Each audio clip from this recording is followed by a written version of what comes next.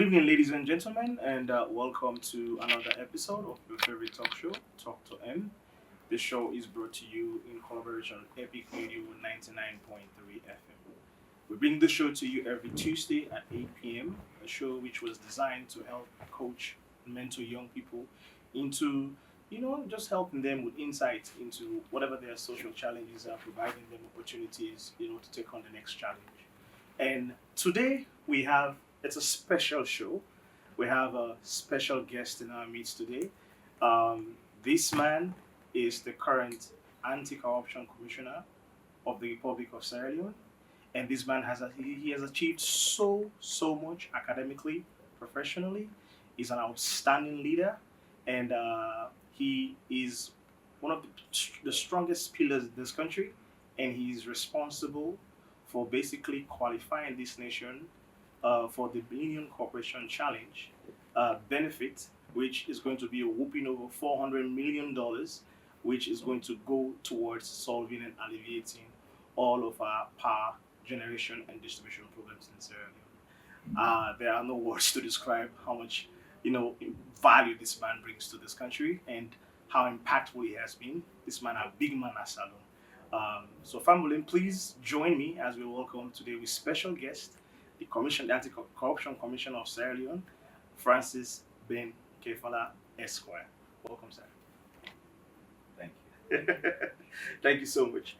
Thank you for your time, sir, and thank you for meeting with me and meeting with us and granting us this interview. This is an honor to have the Anti-Corruption Commissioner and someone who has achieved so much and who is currently an inspiration to a lot of young people, out there in Sierra Leone. And thank you for meeting with us. Thank you. Yes. Thank you for your kind words. Yes.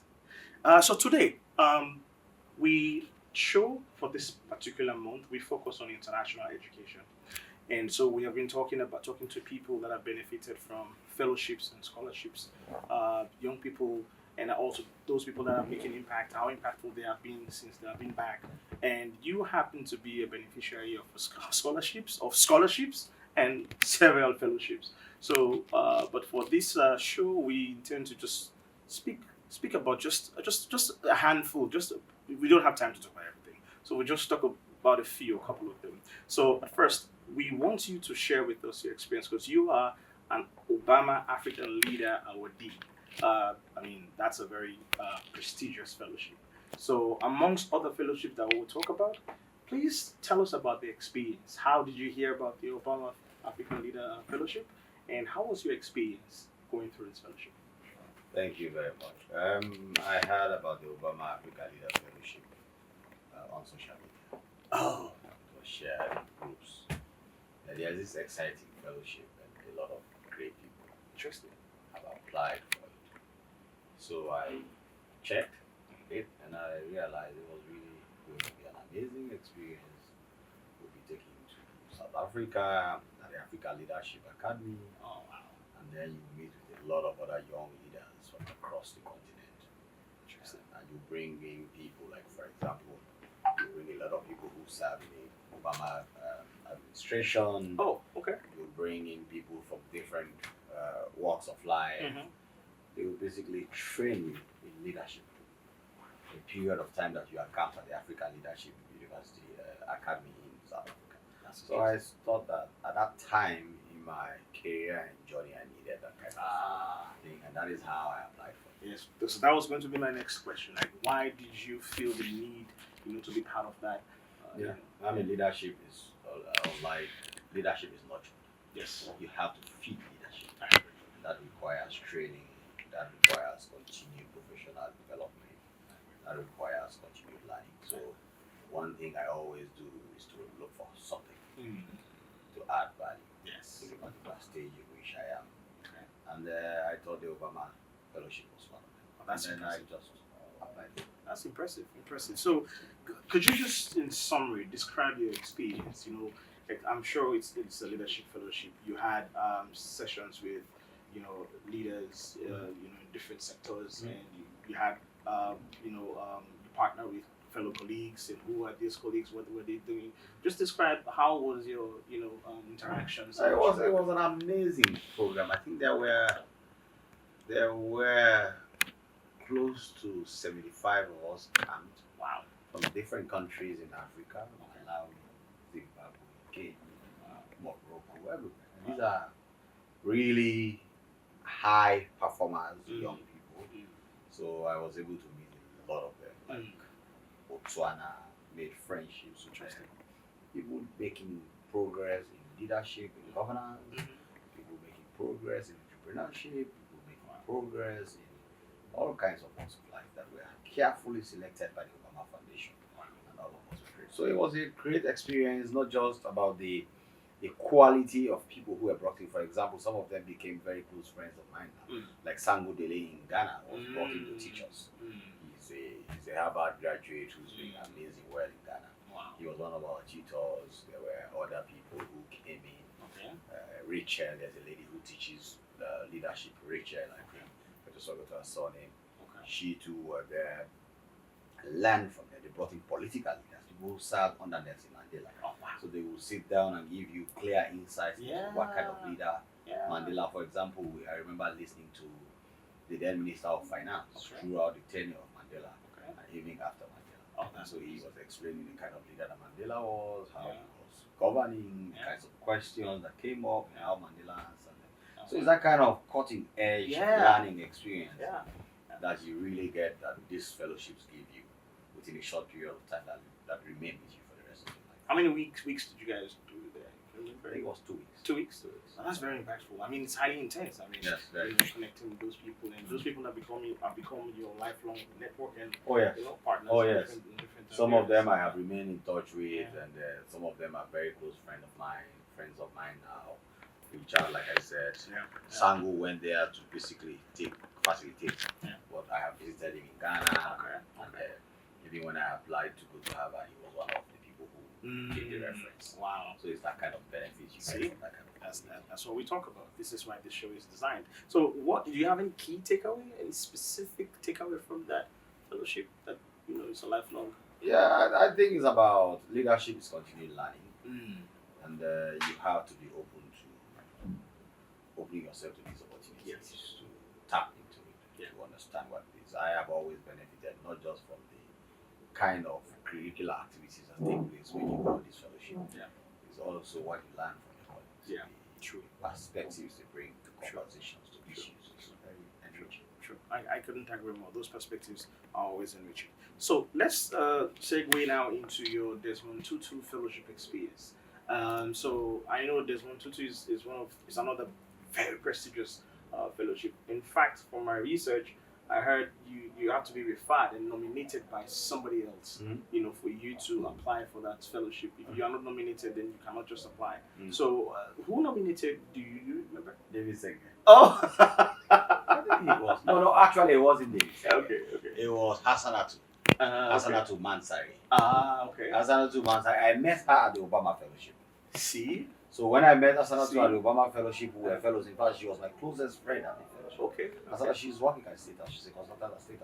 Okay. By then, she was working at the African Development Bank. Okay. So after our fellowship experience with the Obama Fellowship, she told me that, there's this other fellowship, which is really, really good. Okay. I think I should nominate you for it. Wow. So she did the one-pager nomination for me.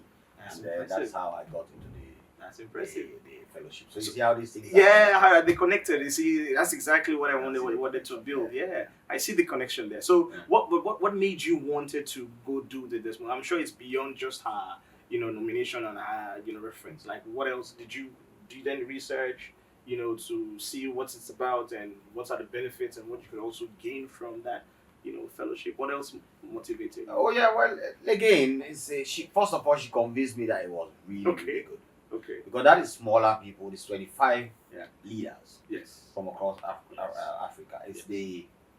It is the fellowship of fellowships when it comes to leadership for young people in Africa. So it's highly refined.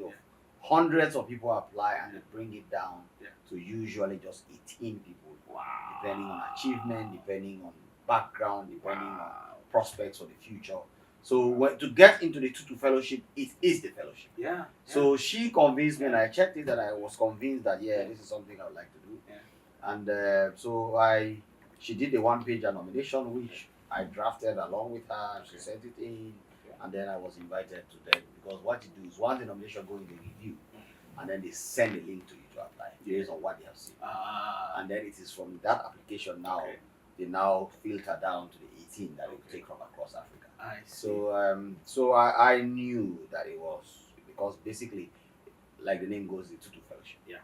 It's tailored on the values and leadership of Desmond Tutu. But Yeah. also, like the Obama Fellowship, brings together leaders from across the world to train various things: emotional intelligence, leadership, cognitive abilities, problem-solving abilities, how to address public problems, how to think differently about problems, how to approach Africa's conundrum for development and change. So these are things, and they bring experts from all over the world: England, some from the US, some from African countries, and they put all of you in that room. And we have two phases to it. The first phase is at a place called Montfleur. Montfleur was where they wrote the South African, after the apartheid, that's where they wrote the South African Constitution. Beautiful environment.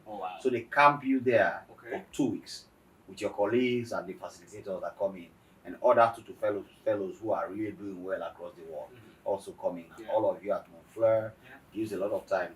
Then after that, the second phase is at the Side Business School in London. I read in about London. that. So you also travel to to London, and you are there for another 1 to 2 weeks of intensive training on leadership. And Side, is one of the best schools in business schools in the UK. Oh, yes. Yeah. So I mean, that experience alone is something.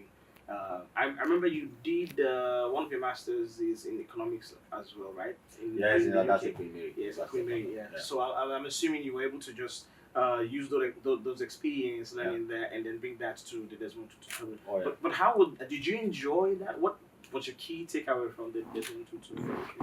I mean, because the Desmond Tutu Fellowship really was a close knit of leaders from across Africa. And I have kept in touch with them, and I'm watching. They just inspired a set of people who are high performance. And since then, a lot of people have gone on to become ministers, some are leaders of groups, high achieving lawyers. Some have been elected to elected positions in different countries. It's an amazing thing. I know it's I'm envious now. It's a Lamborghini fellowships in Africa. I'm envious if you can make it to be into the Tutu Fellowship, I'll recommend it. It's a very, very competitive. Let me guess, you nominated Chernobyl. I nominated. I could have guessed. And he got it. Yes, I nominated. I could have guessed that you nominated Chernobyl. I've been looking at it for a while, researched it, and I think I at first when I applied, I didn't read the application too well, like a couple of years ago. But after studying it, I realized that you have to be nominated. You have to be nominated by someone. And even when you are nominated, for example, because I am so reputable within the framework of the Tutu Fellowship, they will also get to. Oh, okay. Oh, so you know that. So sometimes there was a year when there was even Chernobyl. This year there was a competition for 4 Sierra Leoneans to get in. There were only 2 spaces. Wow. So it got down to me to decide. On those 2, and I was very fair with it. Gave my perspective. No, I'm sure. Thankfully, I knew all of them. The people who were at that level, who the Tutu Fellowship, who had applied. But then I was able to give them a fair assessment of who they were. And then I think it ended up being Chernobyl and Sam. What's his name? Sam, who is in the US. The US, okay. Yeah, he went to Fulbright College. He's very happy. He's just completed his PhD.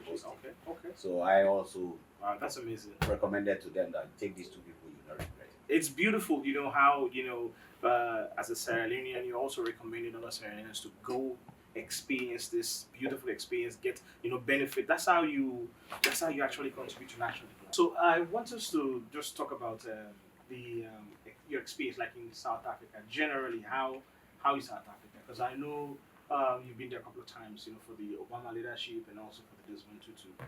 It's not all about just studying, connecting, solving problems, but I mean the nightlife. How was it like? Did you have time to have fun? Yeah, there are 2 parts of South Africa that I really appreciated beyond the fellowship. Okay. It's also the outreach. Going into the townships. Going to places like Soweto, going to certain townships to see.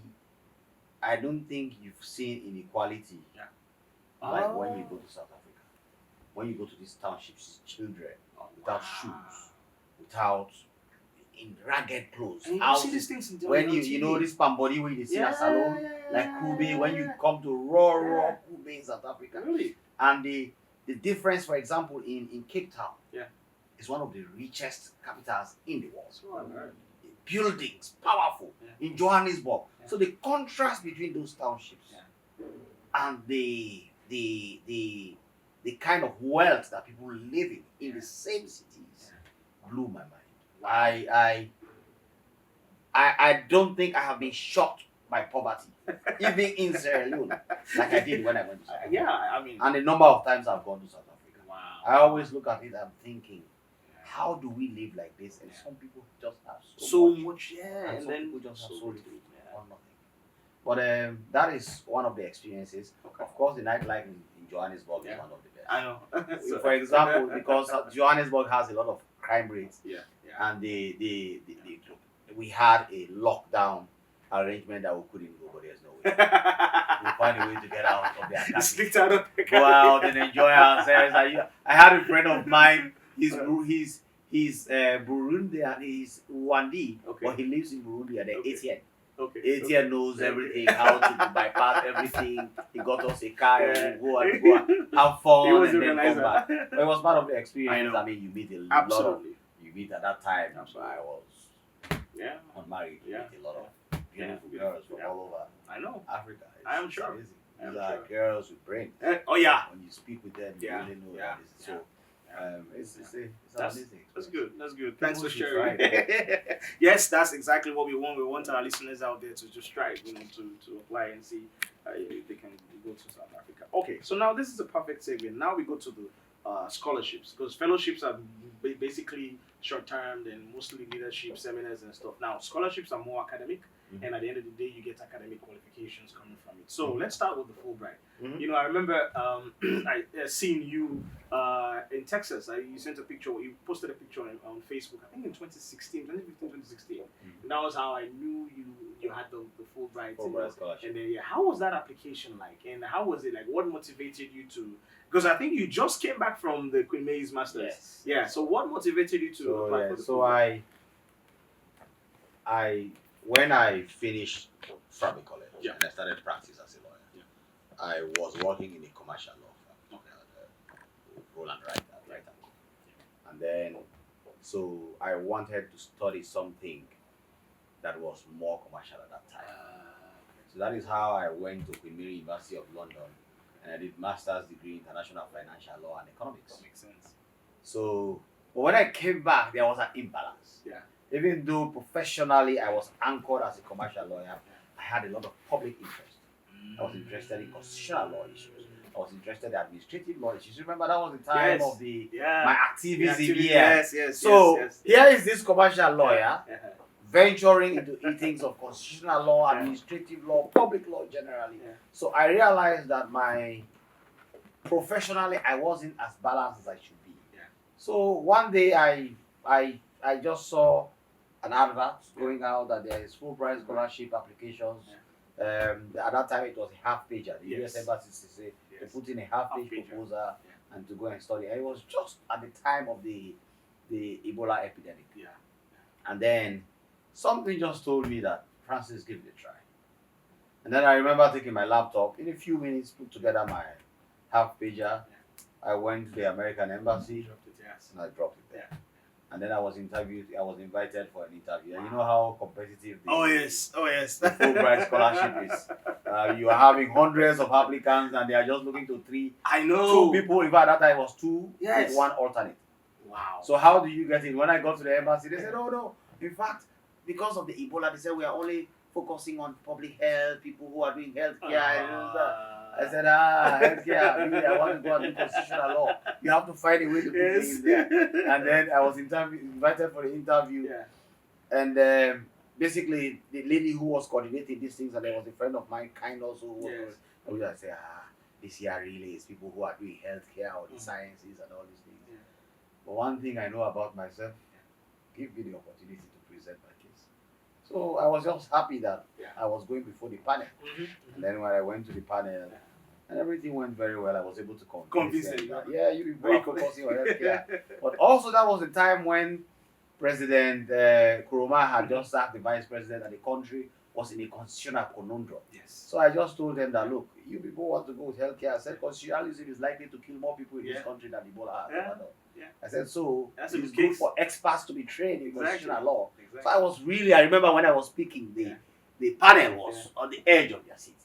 And that is how I got the Fulbright Scholar. I can imagine that whole. I'd like to be in that room to see how you're able to convince those people.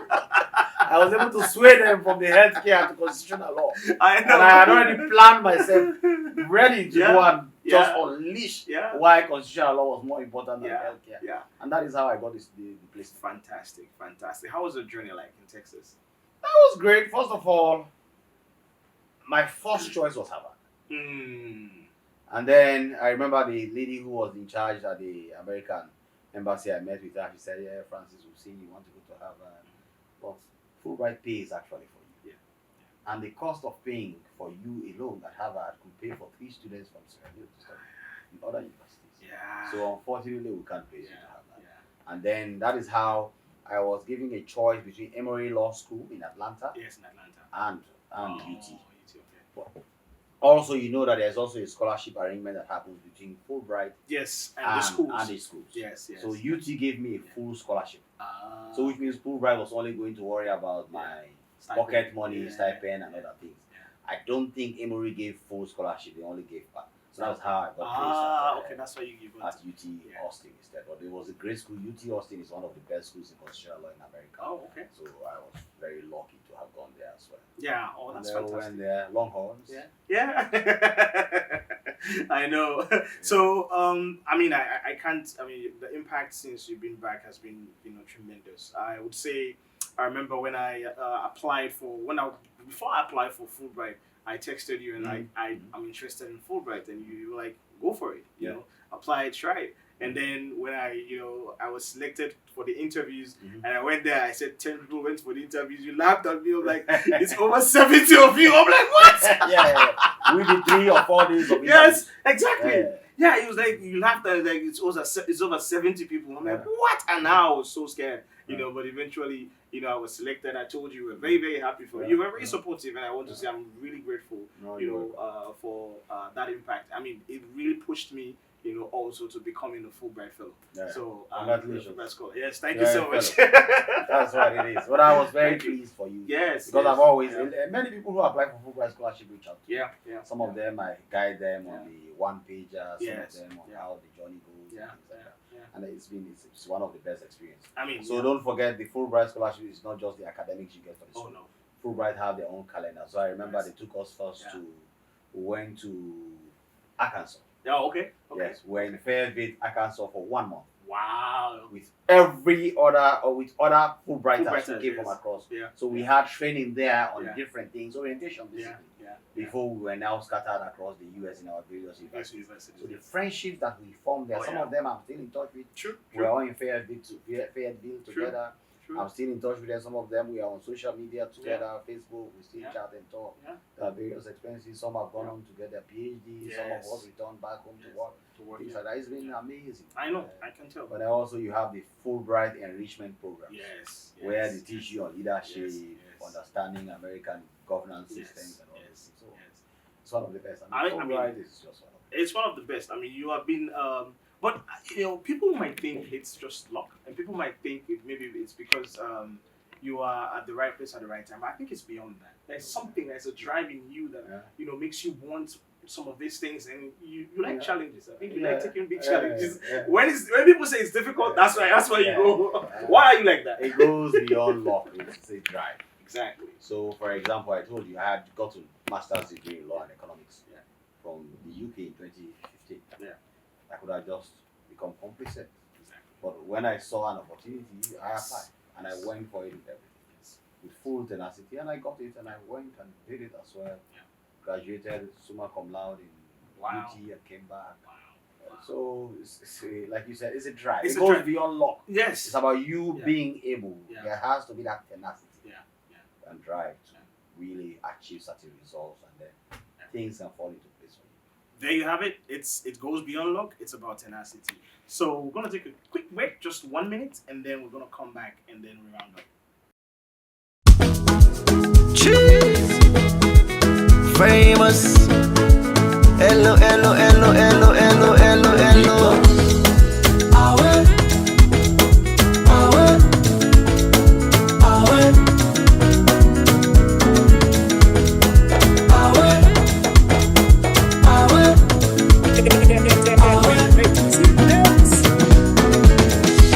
You get one life only. Me self get one life only. Why we no go use am gladdy and enjoy the time? Palava no dey finish, time me no dey wait nobody. Now why I dey try for always get am nice every day and night? This one way we all friend we safe, now nobody own. You want to eat with you much we go down you belly now you young. And the balance where you go die left now all the money on. So why for the greedy you say for? The motor car where you let buy am. If you see finance where you collect bilam, oh. You mean Okay, welcome back. This is your favorite talk show, Talk to M. We bring the show to you every Tuesday at 8 p.m. on Epic Radio 99.3 FM. Please, you can also be a part of the show. You can send in your text message on 079-994-993, or you can send us a message on Facebook if you're on Facebook Live. At the moment, we are broadcasting the show. Please, we want your contribution. We need your questions. We want to interact with you as much as you can, and we will drop links to some of these opportunities that we are sharing with you, so you can apply. Because this is why we bring this show. We bring the show to you that people yourself you can benefit from it. You can get these experiences. You can share with other Sierra Leoneans, and that's how we contribute to national development. And thank you for being a part of this show. And today we have a special guest in our midst. If you're just joining us, we have the commissioner, the anti-corruption commissioner, Commissioner Expert Ordinary Francis Ben Kaifala in our midst. Thank you so much for being a part of the show. So yeah, so today we're gonna just segue a little bit. Well, before we jump into something else, I wanted to just what do you think is the contrast between studying in the US and studying in what were your what did you pick out that stood out studying in the US and also studying in Sierra Leone, because you had that experience when you were doing your law degree here at Fulbright College. I remember you were at Fulbright when you were my senior. So yes, I enjoyed studying in the US. Okay. I've been in the US twice to study. Yeah. And on both occasions I enjoyed studying there because the learning environment in the US is slightly different than the UK. The UK is pretty much still in the student-lecturer relationship kind of thing. Okay. Whereas the US has built a really conducive and supportive environment for learning, far beyond what you would know for a student-lecturer relationship. So the US has really made learning really easy, more convivial, more convenient, and there is a lot to learning beyond the basics of going to school, listening to a lecture, taking notes, and things like that. So, for example, a seminar system where you have a smaller group of people just put together, and then you learn because you engage with it. Reading books. These are things that I didn't.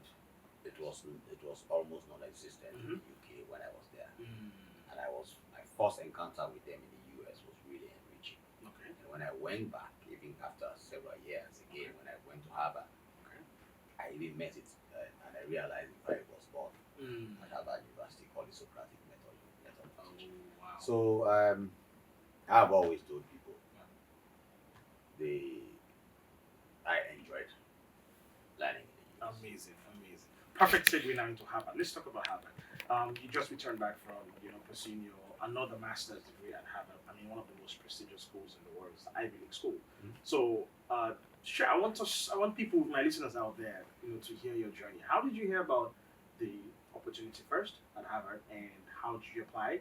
What was running through your mind as you were applying and going to seek for another master's degree at one of the most prestigious schools in the world? When I missed the opportunity to go to Harvard through the Fulbright Scholarship, That's why the hunger starts. I felt that was the end of my desire for master's studies, Okay. and I didn't want to go again to study. Okay. But there's a friend of mine, Jocelyn, who one day just came to my office and said, "Francis, what are you waiting for?" I said, "What?" He said, "Harvard." And I said, "What are you talking about?" He said, "Harvard. You have to go to Harvard."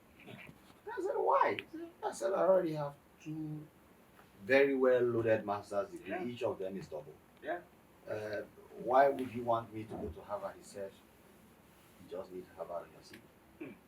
He said, "Go." I said, "But I don't want to do PhD." He said, "No, you don't need PhD. Just go to Harvard. Get your LLM like you've done to other universities, but you need Harvard." I said, "What? What is this guy talking about?" I know. So we spoke. Jocelyn, he was even at my wedding as one of my guests. Okay. So he left that day, and I sat down in my office. It was the week I left to go to the Tutu Fellowship Okay. at Oxford. Okay. So when I went to Oxford University that week, we were living on the campus of the Side Business School. Yeah. So that familiar student environment again, the experience of going there. And then what he told me reconnected me to the desire I've always had. I always felt like I needed to complete at a very high level academically. Okay. And Harvard was the best place to go. It was there. I remember one evening I just took my laptop, checked the requirement for the Harvard LLM, and then put a reminder for me to apply when, because that was in September, and the portals opened in October. Okay. So once October came, I was notified that the portal was open, and I just casually did the application, notified my referees that I needed them to do references for me, and then that's how I sent it in, and then also put in the application for scholarship, and left it to God to decide. Yes. And as God could have it, you got accepted, and you also got the scholarship. I got accepted, and Harvard gave me $115,000 scholarship. Wow. See how God works, right? You missed out on Fulbright, and here, it is directly at Harvard, and they gave you that scholarship. Yeah, I was shocked. Wow. So do you have to apply separately for the Fulbright, for the scholarship? Yes, you apply for admission, Okay. and then you apply Separately. for scholarship through to the Harvard Trust, because Harvard is the richest university. Yes. Harvard is richer than 33 countries in I Africa know. combined. I know. So they have a lot of money. Yeah. But as you know, they want to bring the best students from across the world. Mhm, So if you can convince them that you are one of them, and they really want you to join the community at Harvard, they will give you. And I saw that opportunity very clearly, and I went for it very strongly. Yeah. So at the end of the day, everything just worked perfectly. I was admitted. You see, I remember when I received the admission, and I was like, $115,000. Where am I going to get that money? I thought that it was just one of those things I was going to ignore.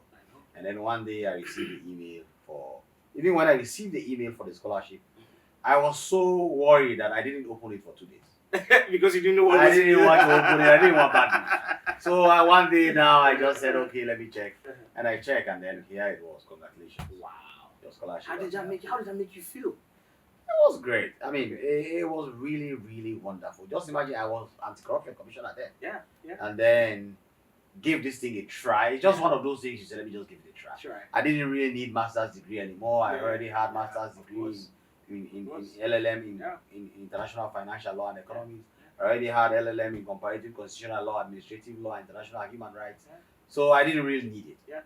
But there was this desire and push that you need to go to Harvard, and I remember my friend's prophetic kind of entry into my office and declaring that you have to go and you need this. And then how all that fell into place, I just sat down and said, well, this is almost like let that will be done. Yes. There is something greater behind this, and it seems I can.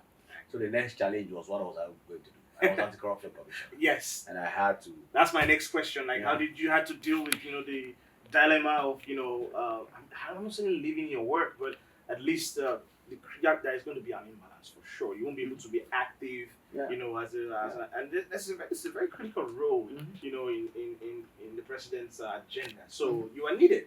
But how were you able to balance that off? So that was it. So I now had everything in place for me to go to Harvard. But then I was in this role. My tenure, remember, after elections, Yeah. my tenure was immediately renewed by the president, even before he formed the government. Yes. So how was I going to meet this president to say I want to go? Exactly. So, but again, something just told me this has been so easy for you. Yeah. It's as if there is something behind this. Don't be afraid. Go and have a conversation with the president. So I just printed my admission letter. I printed the scholarship documents, put both together. And one evening I went to him. Thankfully, I met him in a very good mood. And I just told him that there is this opportunity that has come, and I think I want to see if I can have your blessings to take it. And he said, "What is the opportunity?" And I just gave him the document. Wow. And his face lit up as he saw the Harvard, the congratulatory message, and he looked at how much Harvard was willing to spend on me to study during this period. And then he looked up and told me, "This is an opportunity we cannot afford to miss." It was like the whole world lifted off my shoulder. I mean, it's not just that he told me, it's the way he said it. Yes. He said, "We cannot afford to miss."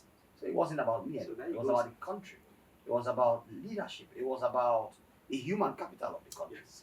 And I knew this is a president who understands this, who believes in it. And then he said, that is why you have a deputy. Wow. The deputy can step in. Yeah. It's a short period. Yeah. It's 10 months. I know it's long. But just make sure when you are out there, you come in when there is time. That's why I used to come. Yes. Once in a while, I used to come. He said, "Come in, see that things are working well. Even when you are there in your spare time, just check to make sure that administratively things are going well." He said, "Time passes by so soon and you'll come back." Imagine a president telling you this. Yes. So, I mean, when I left his office that day, I just knew that, well, this is it. It was like a card and everything just fell into place very easily. Very easily. And that is how I left. And went and studied. Graduated. And I came back and I'm here. And you were documenting every step of it. Oh, yes. We were reliving it with you. So, my going to Harvard, I remember my partner now, who is my wife, I remember telling her that this is an opportunity to inspire a generation. To believe that they can do it.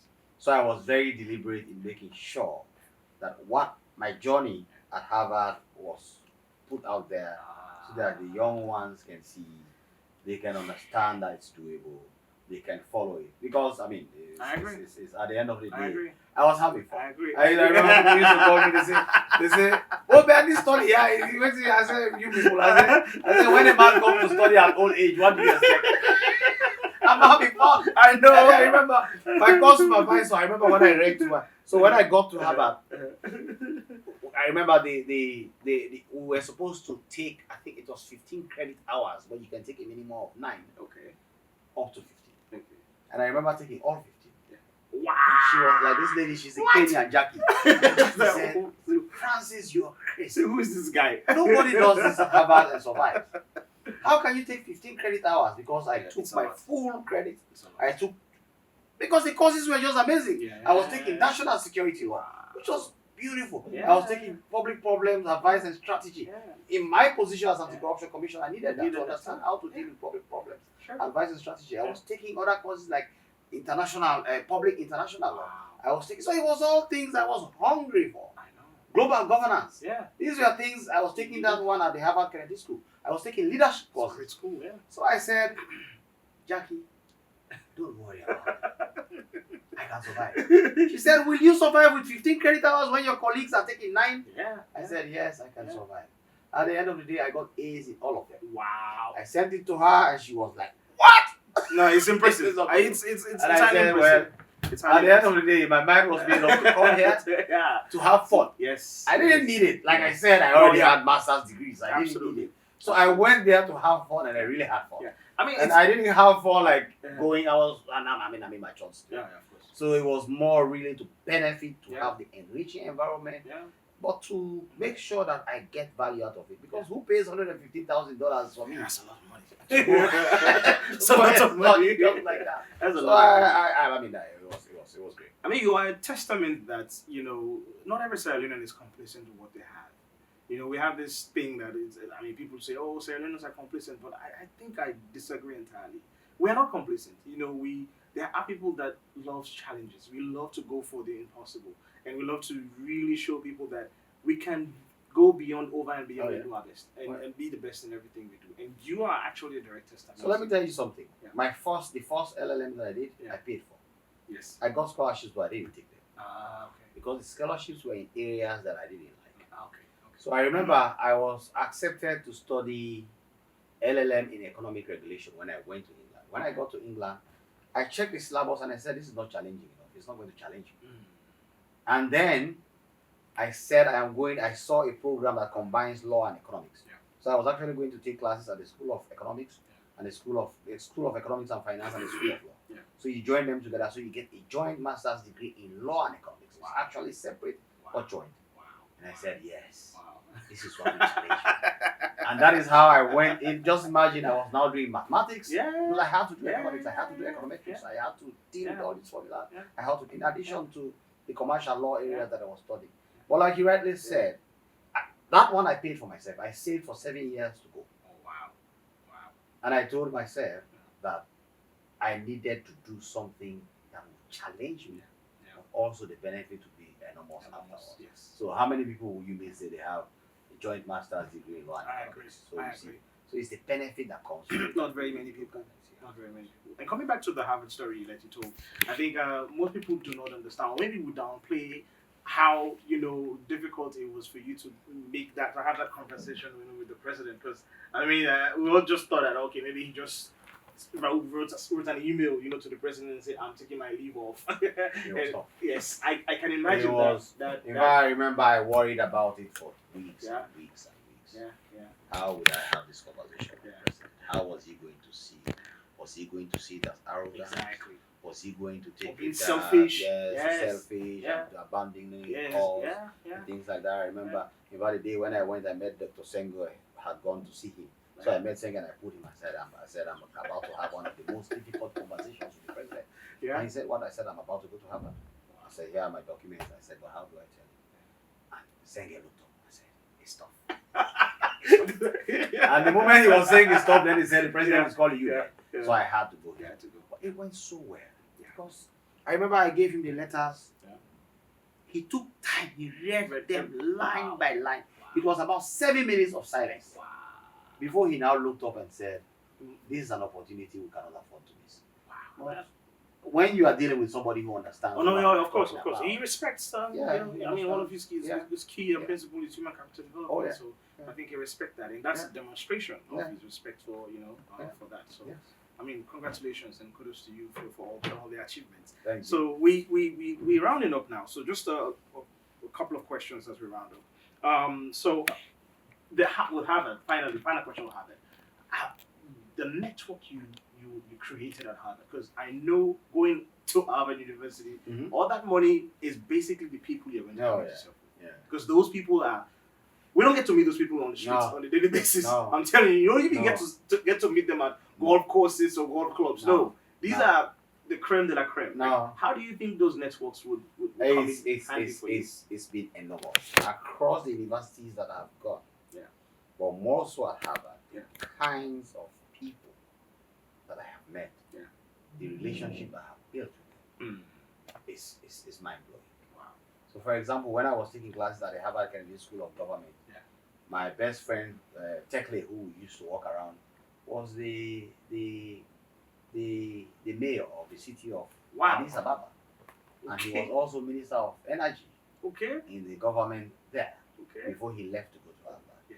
You meet all kinds of people. Mm-hmm. You meet people who have served at a very, very high capacity. Yeah. By the time I left there, the former Prime Minister of Ivory Coast was there. Oh He wow. was also studying at one of the schools there, and we used to meet at the gym and all these things.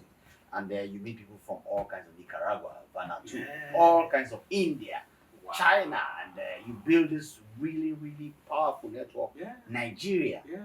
and they will serve you. Yeah, of course, And, absolutely. it becomes a really powerful support system. But Harvard itself is a very powerful support system Yeah. that True. stands behind you for the rest of your life. True. And apart from the fact that the brand itself is Yeah. just a dog, This yes. complete dog. I couldn't agree Yeah. more. Yes. So what's next for the commission? The commissioner is doing what has to be done for the country, particularly here at the ACC, to continue doing the reform, supporting President Bill, particularly to cement his legacy, and to leave the country better than it was before. As you can see, a lot of progress has been made in the fight against corruption. The Mo Ibrahim Index just came out today. Oh, okay. And it's a massive progress. Oh, wow. Between 2014 and now. Okay. It's really, really massive progress. That's We're putting out the press release about that tonight. It's great. You can see we're talking about the MCC, where we have been scoring in our 70s throughout this time. Before we were failing less than 50%. Now we've been 70 for 6 to 7 years. That's great. Every in the TI index we have jumped almost 25 places. Okay. I think we used to be 130, we are now 108, so that's 22 or more spaces. So I believe in Sierra Leone, and I want to continue giving my very best to support President Bill to achieve his goals and vision for Sierra Leone. I have no doubt in that. I have no doubt in your achievement. So, final question: what is your advice to my listeners that are actually listening and watching? What do you have to say to them? Those that are mid-level career professionals, or those that are just young, just coming out of universities or in school. What do you have to advise them? As they, because one thing I realized, your journey to your career doesn't have a GPS. Like you don't have oh, this is it. I'm walking straight towards it. You have been going this way as you're figuring it out. So a lot of young people are actually like this now, and they're doubting themselves. What do you have to say to them? You see, people have to understand. There is a statement that they say, "Fortune favors those who dare." Yes. Okay.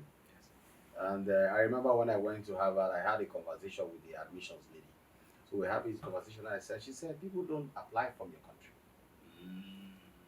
And I said, it's because of Harvard. They are afraid that it is. And she said, well, if you don't apply, you have 100% chance of not being admitted. True. But when you apply, your chances of being admitted increases considerably. Yes. So basically, what that means is that people have to dare. Yeah. They have to be ready to take steps. Yeah. Every step of the way of this explanation I have given, there was a conscious decision and actions taken that led to results, the benefit of which I am enjoying. Amazing. So basically, I will remind young people to be ready to take that first step. Avoid all these things, the excuses, the procrastination. These things are dream killers. And they should have that tenacity to go after what they dream. If you dream, visualize, act on it, you'll achieve it. That's it. There you have it. Also, congratulations on your recent wedding. I saw it. It was all over Facebook. Your wife is beautiful. Thank you so much. And I pray that you have a blissful marriage life and enjoy every bit of it. Thank you. Thank you so much for being a part of this show. And God bless you. And good luck with everything. Thank you to you and the team. Yes. You guys have been amazing. Yes. Well done. Thank you so much. Thank you so much, Mr. Commissioner. So there you have it. Until then, until next week, tune in to your favorite show on Epic Radio 99.3 FM. Talk to M. We have another amazing guest for you. Take care and bye-bye.